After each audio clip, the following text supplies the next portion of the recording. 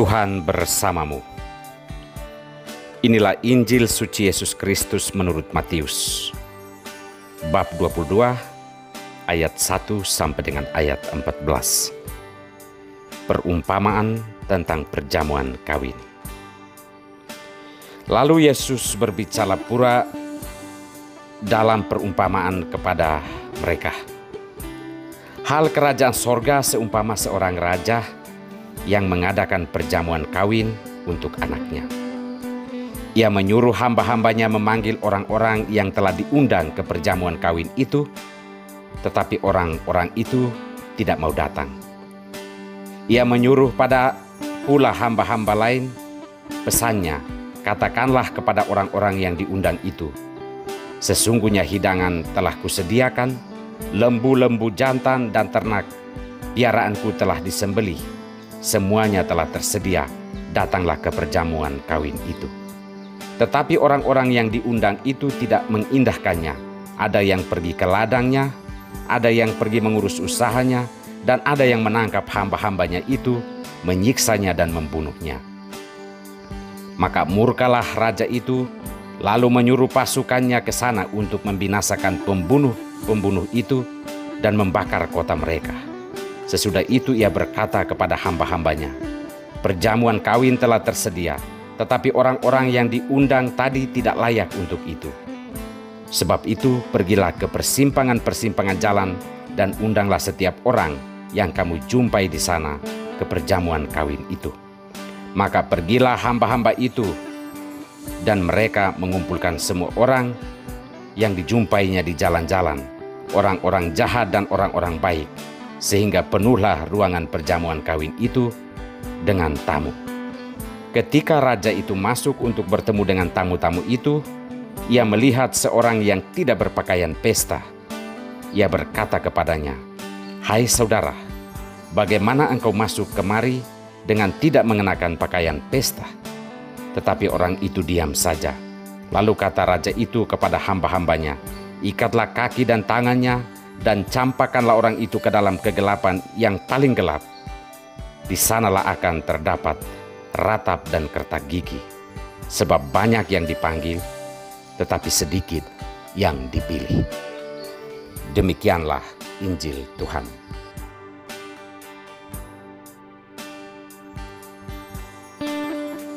Pakaian pesta, nasar kerajaan Allah.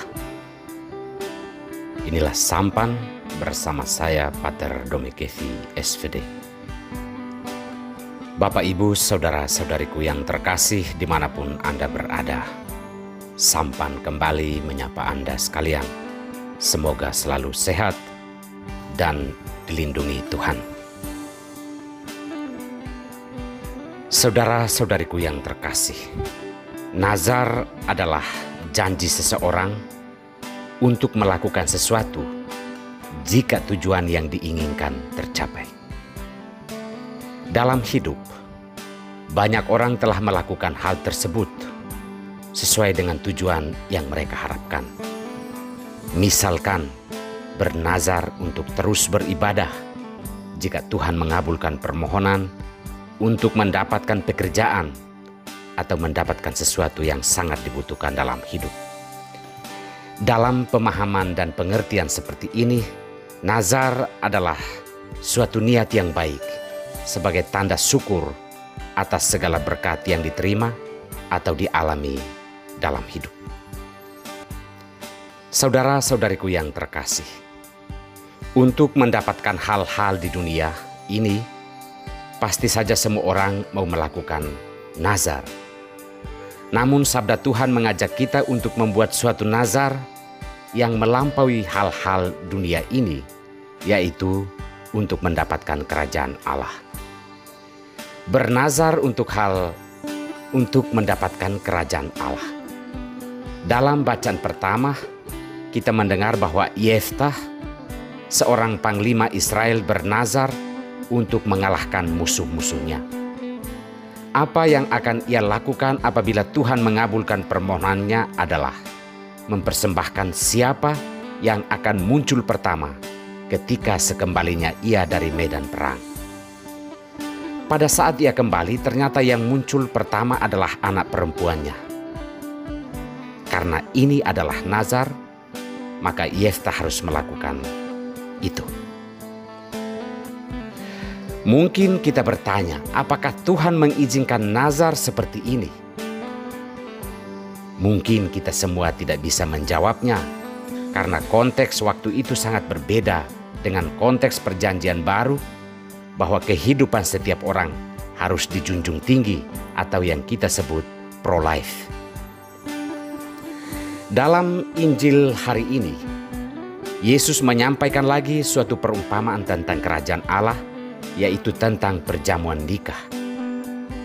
Kerajaan Allah diumpamakan Tuhan sedang membuat perjamuan nikah untuk anaknya, dan semua orang diundang untuk masuk dalam perjamuan nikah tersebut.